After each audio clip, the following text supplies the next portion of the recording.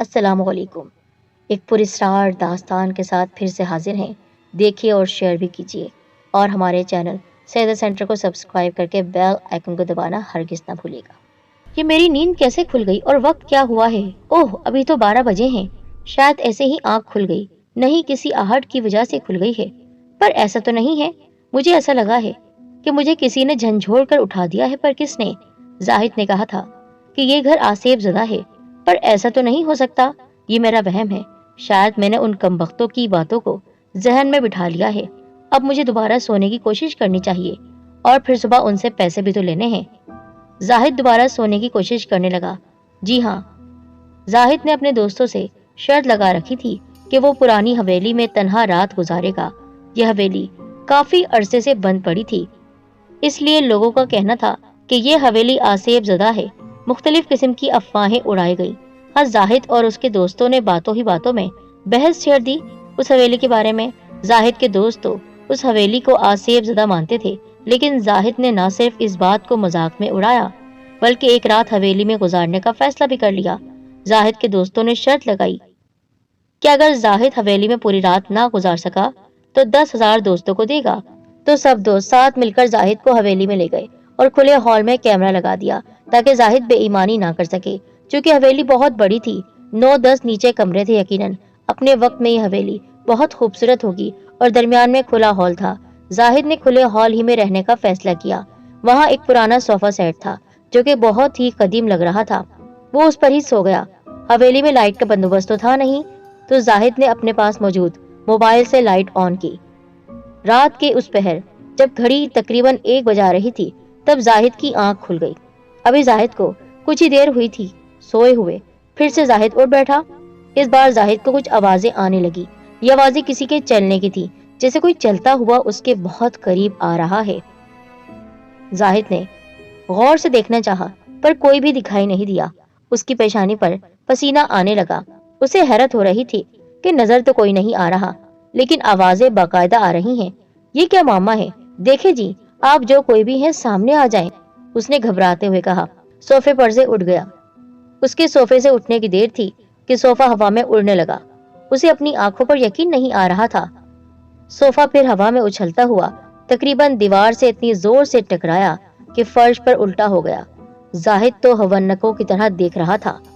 پھر دیوار پر لگی گھڑی، جس کے گرد موٹی سی تہ جمی ہوئی تھی مٹی کی اور مکڑی کے جالے تھے، وہ بھی زمین پر گر گئی، اور اس کے گرنے سے اس میں سے بہت ہی خطرناک آوازیں پیدا ہونا شروع ہو گئی۔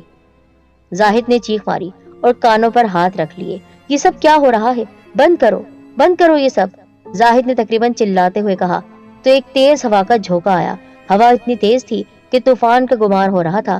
پھر تو اتنی دھول مٹی اڑنے لگی کہ زاہد کو مجبوراً اپنی آنکھیں بند کرنی پڑی۔ پھر کچھ ہی دیر لگی تھی اس طوفان کو تھمنے میں۔ اس نے جلدی سے آنکھیں کھول دی۔ وہ حویلی سے باہر نکلنے کے لیے سوچ ہی رہا تھا، لیکن یہ کیا؟ یہ تو منظر ہی تبدیل ہو گیا۔ جہاں تک اسے یاد تھا، وہ حویلی میں گیا تھا، جو کہ بہت ہی پراسرار تھی۔ حویلی اس کے گھر سے تھوڑے فاصلے پر ہی تھی، اور ایسا منظر تو اس کے گھر سے دور دور تک نہیں دیکھا تھا اس نے۔ اب تو زاہد اپنا سر پکڑ کر بیٹھ گیا۔ یار مالک، ہمیں تو گمان تھا کہ زاہد پوری رات حویلی میں نہیں گزار سکتا، لیکن اس نے تو شرط پوری کر دی۔ اس لیے میں تو 2,000 لایا ہوں۔ 5 بجنے والے ہیں، باہر آنے ہی لگا ہوگا وہ۔ تھوڑی دیر میں زاہد حویلی سے باہر آنے ہی والا ہے، کمال نے اپنے دوست مالک سے کہا۔ تو مالک نے بھی خوشی سے کہا، کمال، یہ تو اچھی بات ہے کہ پرانی حویلی کے بارے میں جو افواہیں اڑتی تھی وہ تو غلط ثابت ہو گئی نا۔ اب ہر کوئی آرام سے اس حویلی میں جا سکتا ہے۔ مالک کی بات پر حامد نے بھی سر کو ہاں میں ہلایا۔ تو عمر نے کہا، ہاں مالک، یہ تو ٹھیک ہے، لیکن زاہد ابھی تک آیا کیوں نہیں؟ چلو زاہد کو فون ملاتا ہوں کہ باہر آ بھی جاؤ۔ عمر یہ کہتے ہی زاہد کو فون کرنے لگا۔ لو، نواب صاحب فون ہی نہیں اٹھا رہے ہیں۔ اچھا، یہ کرتے ہیں، ہم سب حویلی کے اندر چلتے ہیں۔ ایسا تو نہیں کہ وہ گہری نیند میں ہو؟ جب سارے دوست اندر گئے تو اندر کوئی بھی نہیں تھا، زاہد بھی نہیں۔ وہ سب مسکرانے لگے۔ شاید رات کو ڈر کر بھاگ نکلا ہوگا، اس لیے وہ کیمرہ اتار کر حویلی سے باہر نکل آئے۔ حیرت اس بات کی تھی کہ وہاں سب کچھ ٹھیک تھا، ہر چیز ویسی تھی جیسے زاہد کو وہاں چھوڑ کر جاتے ہوئے دیکھا تھا، جیسے وہاں پر اسے پہلے کوئی طوفان نہ آیا ہو۔ ہے کوئی، مجھے یہاں سے نکالو، یہ کیا ہے؟ میں تو پرانی حویلی میں تھا، اور اب یہ کنویں میں کیسے آ گیا؟ زاہد حیران بھی تھا اور परेशान भी। उसे तो यकीन भी नहीं आ रहा था कि वो जाग रहा है। उसे लग रहा था कि वो कोई ख्वाब देख रहा है और फिर अभी जाग जाएगा, लेकिन ये ख्वाब तो टूट भी नहीं रहा था। जाहिद ने मोबाइल फोन की लाइट ऑन की। अंदर काई जमी हुई थी और कुएं में पानी नहीं था। यही वजह थी कि वो डूबने से बच गया। उसका गला खुश्क हो गया था। मदद के लिए पुकारते पुकारते उसे प्यास का शिद्दत से एहसास हो रहा था। जाहिद का बुरा हाल हुआ जा रहा था। वो मोबाइल से अपने वालिदैन की तस्वीरें देखने लगा। अपनी बहनें, दादा दादी की तस्वीरें देखते हुए उसकी आंखों में आंसू आ गए। जिंदगी कितनी अच्छी गुजर रही थी ना, लेकिन उस एक शर्त ने सब कुछ बिगाड़ दिया था। और तो और किसी को फोन तक नहीं मिला सकता था, किसी को मदद के लिए बुला भी नहीं सकता था क्योंकि सिग्नल नहीं आ रहे थे। कुछ देर के बाद जाहिद को कुछ आवाजें आने लगी। ये कैसी आवाजें हैं? आवाजें सुनाई नहीं दे रही थी। ये पता नहीं लग रहा था आवाजें आखिर कहाँ से आ रही हैं। कुछ देर की खामोशी के बाद फिर से वही आवाजें आने लगी और अब पहले से वाज़ेह थी। यकीनन ये आवाजें किसी के कुर्राहने की थी। कोई दर्द से बिलबिला रहा था। जाहिद ने लाइट को कुएं के इर्द गिर्द घुमाकर देखा तो वहां उसको पहले एक दरवाजा नजर आया। पहली नजर में उसने नजरअंदाज कर दिया, लेकिन जब दूसरी नजर डाली और गौर से देखा तो वो एक लोहे का दरवाजा था। जाहिद ने हाथ से धकेला, लेकिन वो नहीं खुला। वो दरवाजा काफी जंग आलूद था। उस दरवाजे पर कोई कुंडी या ताला नहीं था। उसने जोर से टांग मारी तो वो दरवाजा जोरदार आवाज से खुल गया। फिर जाहिद ने अंदर लाइट घुमाई तो वहां एक गार था। उसे दूर दूर तक कोई दिखाई नहीं दे रहा था। फिर उसने आवाज लगाई, कोई है यहाँ पर? मैं पूछ रहा हूँ, कोई है यहाँ पर? मगर कोई जवाब नहीं मिला। वो झुककर अंदर चला गया। गार के अंदर काफी अंधेरा था। उसने सुन रखा था कि गार में सांप बिच्छू वगैरह पाए जाते हैं। गार में इतनी जगह थी कि एक बंदा आराम से चल सके, लेकिन उसको अभी भी हैरानगी थी कि कुर्राहने की आवाज किसकी थी। वो अभी कुछ कदम चला था कि उसे किसी के कदमों की आवाज आने लगी तो उसका दिल जोर से धड़कने लगा। उसने जल्दी से वापस मुड़कर देखा तो मंजर फिर से तब्दील हो गया था। जाहिद हैरान था कि वो तो चंद लम्हे पहले एक गार में था और अब यह खूबसूरत सा बाग बन गया जहाँ पर रंग बिरंगे फूल खिले हुए थे। अब वो हर कदम फूक फूक कर रख रहा था, जाहिद, जाहिद। ये वाज़ेह आवाज जाहिद के समाज से टकराई। कोई उसे नाम लेकर पुकार रहा था। आवाज यहीं करीब से आ रही थी, जो कि खूबसूरत निस्वानी आवाज थी, यानी किसी औरत की। उसने एकदम पीछे मुड़कर देखा तो वहां एक बहुत ही हसीन और जमील लड़की, बहुत ही खूबसूरत लड़की खड़ी थी। उसके सुनहरे बाल थे। वो हैरान था, उस लड़की को उसका नाम कैसे पता चला? मैं आपसे मुखातिब हूँ जाहिद जी, उस लड़की ने कहा। तो जाहिद ख्यालों की दुनिया से बाहर आया। जी फरमाइए, क्या कहना है आपको? देखे जी, मैं नहीं जानता आप क्या कहना चाह रही हैं, इसलिए मतलब की बात करें। पहले ही मैं बहुत परेशान हूँ। एक तो पता नहीं क्या हो रहा है। पहले पुरानी हवेली, फिर गहरा कुआं, उसके बाद लोहे का दरवाजा और फिर गार, अब ये बाग। पता नहीं क्या क्या देख रहा हूँ मैं। ये शर्त लगाकर मैं तो बर्बाद हो गया, इसलिए प्लीज मुझे मजीद परेशान ना करें, जाहिद ने गुस्से से घूर कर कहा। तो लड़की हैरान हो गई। चलो मेरे साथ, तुम्हें बुखार हो रहा है, भाई से दवा ले लेना, चलो मेरे साथ। ये कहते हुए वो लड़की जाहिद का हाथ पकड़कर आगे बढ़ने लगी। जाहिद का सर चकरा रहा था, लेकिन बिना चू चरा लड़की के पीछे चलने लगा। बाग में एक बड़ा सा महल था। लड़की ने अभी तक जाहिद का हाथ पकड़ा हुआ था। जाहिद और वो लड़की जैसे ही महल के अंदर गए, कतारों में लगे नौकर चाकर गर्दनें झुकाए खड़े थे। जाहिद अभी भी अपने पुराने लिबास में था। अंदर बड़े ड्राइंग रूम में एक बहुत ही बड़ी उम्र का, तकरीबन 100 साल पुराना वो बूढ़ा था। हाय ग्रैंडपा, मैं जाहिद को बाग से लाई हूँ, इसे बुखार हो रहा है, अजीबोगरीब बातें कर रहा है, इसलिए तारिक भाई के क्लिनिक ले जा रही हूँ। उस लड़की का कहना था कि उस बूढ़े ने जाहिद को अजीब नजरों से देखा। हाँ हाँ, ले चलो क्लिनिक। ये कहते हुए बूढ़ा हंसने लगा। उसकी आंखों में अजीब सी चमक थी। चलो जाहिद, मैं तुम्हें क्लिनिक ले चलूं, उस लड़की ने ये कहा। तो जाहिद हैरान था, ये सब क्या हो रहा है? हालांकि वो उनसे अनजान था। फिर क्यों? कौन थे ये लोग? मुझे कहाँ लेकर आए हैं? मैं किस दुनिया में हूँ? ओह, तो क्या ये सच है कि जाहिद उसी हवेली में था? हम कई बार हवेली को अंदर से बाहर से देख चुके हैं, लेकिन हैरत है, जाहिद हवेली में नहीं है। पर आपका इल्म ये बता रहा है कि जाहिद हवेली में है। उमर ने अपने सामने बैठे मीर अली शाह से कहा। मीर अली शाह उमर के मामू थे, जो कि नूरानी इल्म से रोशनास थे, काफी नूरानी शक्ल के थे। जब मीर अली शाह ने कहा कि जाहिद अभी भी हवेली में है, तो सब दोस्त चौंक गए, क्योंकि सब जानते थे कि जाहिद हवेली में नहीं था। उन्होंने कोना कोना छान मारा था। آپ کا حیران ہونا بالکل ٹھیک ہے، بالکل بجا ہے، لیکن آپ یہ نہیں جانتے کہ وہ حویلی بہت پرانی ہے اور پھر عرصہ دراز سے بند ہے۔ یہی وجہ ہے کہ وہاں پر آسیب کا بسیرا ہے۔ وہ جنات عیسائی ہیں، مسلمان نہیں ہیں۔ زاہد نے حویلی میں رات گزارنے کا فیصلہ بہت غلط کیا تھا، اس لیے حویلی کے آسیب وہ جنات غصے میں آ گئے ہیں۔ پر ابھی زاہد ٹھیک ہے، لیکن وہ آسیب زاہد کو ذہنی اذیت دے رہے ہیں۔ یہ خدشہ ظاہر ہو رہا ہے کہ زاہد اس طرح پاگل بھی ہو سکتا ہے۔ وہ اس کو الجھا رہے ہیں اور اسی ذہنی دباؤ میں آ کر وہ کچھ بھی کر سکتا ہے۔ اس لیے زاہد کو زیادہ دیر تک حویلی میں نہیں رہنا چاہیے، اور ساتھ ہی بتاتا چلو کہ زاہد کو صرف ایک انسانی حویلی سے لینے جا سکتا ہے۔ فیصلہ کرو کہ تم میں سے کون جائے گا حویلی میں، پر یاد رکھنا ہر ایک قدم پھونک پھونک کر رکھنا ہے۔ کوئی بھی غلط قدم زاہد اور تم میں سے کوئی بھی جان سے جائے گا، خطرے میں پڑ سکتی ہے تم سب کی زندگی۔ ہوشیاری بہت لازم ہے، اس لیے فیصلہ کرو کہ تم میں سے کون جائے گا۔ میر علی شاہ جیسے ہی خاموش ہوئے، سب دوستوں نے ایک دوسرے کی طرف دیکھا۔ تب حامد بولا، بزرگ، بے شک آپ ٹھیک کہہ رہے ہیں، لیکن کیا یہ نہیں ہو سکتا کہ ہم پانچوں اکٹھے جا کر اپنے دوست زاہد کو صحیح سلامت لے آئیں؟ اگر یہ نہیں ہو سکتا تو میں اکیلا جانے کے لیے تیار ہوں۔ حامد کی اس بات پر سب دوستوں نے حامد کو دیکھا اور پھر میر علی شاہ کو دیکھا۔ چونکہ حامد بہت ڈرپوک تھا، اس لیے کوئی بھی دوست حامد کے اکیلے جانے کے فیصلے سے مطمئن نہیں تھا۔ میرا بچہ، اگر ایسا ہو سکتا تو میں ضرور تم پانچوں کو جانے کی اجازت دے سکتا تھا، لیکن تمہارے جانے کی اجازت میں نہیں دے سکتا ہوں، کیونکہ وہاں جنات کا سامنا تم کیسے کرو گے؟ میں ایسا خطرہ مول نہیں لے سکتا۔ باقی سب فیصلہ کرو کہ تم میں سے واقعی کوئی ایک جائے گا اور تم جانا چاہتے ہو۔ اتنے میں یونس بول پڑا، کیا آپ کو لگتا ہے کہ میں جا سکتا ہوں؟ میر علی شاہ سے اس نے بات کہی تھی۔ تمام دوست اس کو دیکھنے لگے۔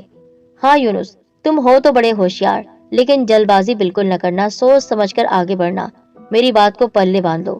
وہ جنات آنکھوں کو دھوکہ دیتے ہیں، نظر کا دھوکہ دیتے ہیں۔ تم بہک سکتے ہو، ذہنی الجھن کا شکار بھی ہو سکتے ہو، جس طرح وہ زاہد کو بہکا رہے ہیں، اور اس طرح وہ انسان کو الجھا کر مار دیتے ہیں۔ اس وجہ سے اگر تم چاہتے ہو اپنے دوست کی مدد کرنا تو بہت ہی پھونک پھونک کر قدم رکھنا ہوگا۔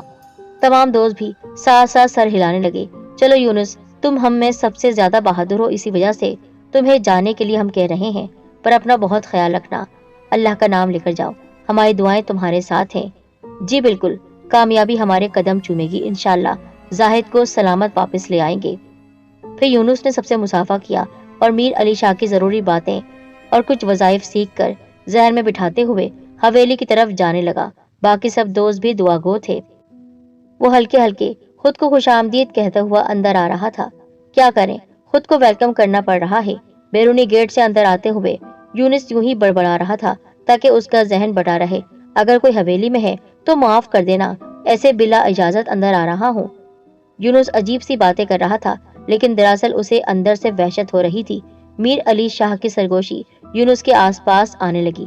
یونس یوں ہی ادھر ادھر دیکھنے لگا، لیکن میر علی شاہ اسے دکھائی نہیں دے رہے تھے۔ یونس، میں تم سے روحانی طاقت کے ذریعے بات کر سکتا ہوں اور میں تمہارے ساتھ ہوں، گھبرانے کی بات نہیں، اور دھیان سے اپنے کام پر توجہ دو۔ میر علی شاہ کی بات سن کر یونس خوش ہوا اور چپ کر کے چلنے لگا۔ ابھی وہ باقاعدہ حویلی کے اندر تھا۔ میر علی شاہ نے یونس کے ارد گرد غیبی حصار کھینچ دیا تھا، جس کی وجہ سے یونس کو کوئی دوسری مخلوق دیکھ نہیں سکتی تھی، نہ سن سکتی تھی، اور نہ ہی کوئی نقصان پہنچا سکتی تھی۔ یونس اب کھلے ہال میں کھڑا تھا جہاں وہ سب دوست زاہد کو چھوڑ گئے تھے۔ یونس بیٹا، شاباش، دل چھوٹا مت کرو، جو ہونا تھا وہ ہو گیا ہے۔ اب تم اپنے سامنے پڑے صوفے کو دیکھ سکتے ہو۔ تم ایسا کرو، اس پر اپنا سیدھا ہاتھ رکھو، یہ پڑھو جو میں پڑھ رہا ہوں، اور وہ تم دہراتے جاؤ۔ یہ عمل تم 3 بار پڑھو گے، ٹھیک ہے نا؟ جی، یہاں ایک صوفہ پڑا ہے، آپ بتائیں، میں دہراتا ہوں۔ میر علی شاہ نے جو کچھ پڑھا یونس نے اس کو برابر دہرایا۔ وہ 3-4 کمروں کا کلینک تھا۔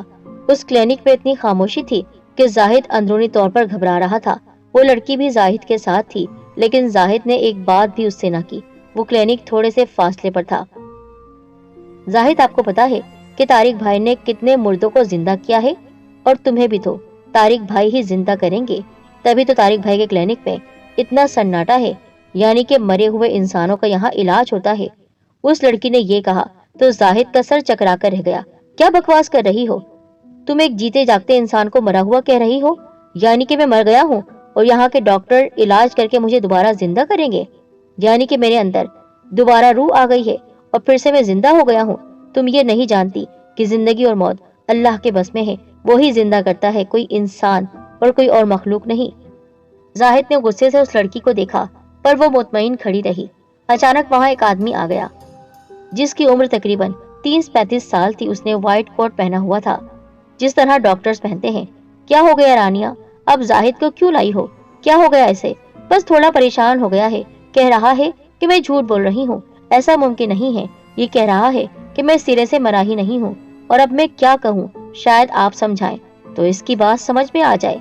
وہ لڑکی یہ کہہ کر خاموش ہو گئی۔ تبھی وہ آدمی بولا، زاہد، تم سے رانیہ صحیح کہہ رہی ہے، تم دونوں کا روڈ ایکسیڈنٹ ہوا تھا جس میں رانیہ اور تمہیں بہت چوٹیں آئی تھی، جس میں رانیہ تو بچ گئی لیکن تم مر گئے تھے۔ لیکن رانیہ میری بہن یہ ماننے کو تیار ہی نہ تھی کہ تم مر چکے ہو، تو میں نے تمہارا علاج کیا، تقریباً 1.5 سال لگے تھے تمہیں زندہ کرنے میں۔ اب میرے پاس ایسے کیسز بہت سے آتے ہیں اور بہت سے کامیاب ہوتے ہیں، تم میرے بہنوئی ہو۔ یہ سن کر زاہد کا سر پھٹنے لگا۔ رانیہ خاموش کھڑی تھی۔ جھوٹ کہہ رہے ہو تم، نہیں جانتا میں تمہیں اور نہ ہی تمہاری بہن رانیہ کو۔ میں یہ ماننے کو تیار ہی نہیں ہوں کہ رانیہ میری بیوی ہے، بلکہ میں تو دیکھ رہا ہوں، پہلی بار دیکھ رہا ہوں اسے۔ میں تو صرف ایک شرط لگا کر یہاں آیا تھا، حویلی میں رات گزارنے کے لیے، یہ پراسرار حویلی جو کہ بھوتیا حویلی کہلاتی ہے، جناتی حویلی۔ لیکن مجھے تو یہاں پر آ کر نہ جانے کیا کیا دیکھنے کو مل رہا ہے۔ میرے ساتھ سب لوگ سچ کہتے تھے کہ یہ حویلی منحوس ہے، واقعی منحوس حویلی ہے، آصف زدہ ہے، اس طرح تو میں پاگل ہو جاؤں گا۔ زاہد تقریباً چلانے لگا۔ وہ لڑکی اب بھی خاموش کھڑی تھی۔ تبھی ڈاکٹر طارق نے آگے بڑھ کر زاہد کو پکڑ لیا۔ خاموش ہو جاؤ زاہد، کچھ نہیں ہوا، سب ٹھیک ہو جائے گا، تمہیں سب کچھ یاد آ جائے گا پھر سے۔ اچھے بھلے تم ٹھیک ہو گئے تھے، سب یاد آ گیا تھا، پھر سے کتنے خوش ہو گئے تھے تم دونوں، ہنسی خوشی زندگی گزار رہی تھی میری بہن تمہارے ساتھ۔ لیکن ابھی بھی کچھ نہیں بگڑا، میں دوبارہ تمہارا آپریشن کروں گا۔ آصف بیٹا، دانش اور کافش ادھر آؤ، زاہد کو آپریشن تھیٹر لے چلو۔ چلو آؤ، شاباش، پھر سب ٹھیک ہو جائے گا، ڈاکٹر نے کہا۔ اور رانیہ خاموش کھڑی تھی۔ زاہد تو چلانے لگ گیا۔ وہ تینوں لڑکے زاہد کو آپریشن تھیٹر لے کر جانے لگے۔ دیکھو رانیہ، کچھ نہیں ہوا مجھے، میں ٹھیک کہہ رہا ہوں، میں نہیں جانتا تم لوگوں کو، میں زاہد ہوں، لیکن میں پرانی حویلی میں تھا جو کہ آصف زدہ حویلی ہے، میں زندہ انسان ہوں۔ یہ کہتے ہی زاہد نے ایک بار سب کو دیکھا تو سب چیخنے لگے۔ رانیہ، ڈاکٹر طارق اور وہ تینوں مڑے، اور باقی سب نرسز وغیرہ زور زور سے چلا رہی تھی اور ان کے جبڑے کھلے ہوئے تھے۔ ان تینوں لڑکوں نے بھی زاہد کا ہاتھ چھوڑ دیا اور ساتھ ہی ان کی شکلیں بگڑنے لگی، ان کے چہروں سے جلد ہٹنے لگی اور آنکھیں باہر کو ابلنے لگی۔ پھر اسی طرح سب غائب ہو گئے چیختے چیختے۔ زاہد خوف سے کانپ اٹھا، وہ کافی خوفزدہ تھا، ادھر ادھر دیکھ رہا تھا۔ وہ کلینک بھی بھیانک شکل اختیار کر گیا تھا اور اب وہاں اندھیرے کا راج تھا۔ لگ ہی نہیں رہا تھا کہ وہاں پر رانیہ، اس کا بھائی اور باقی لوگ موجود تھے۔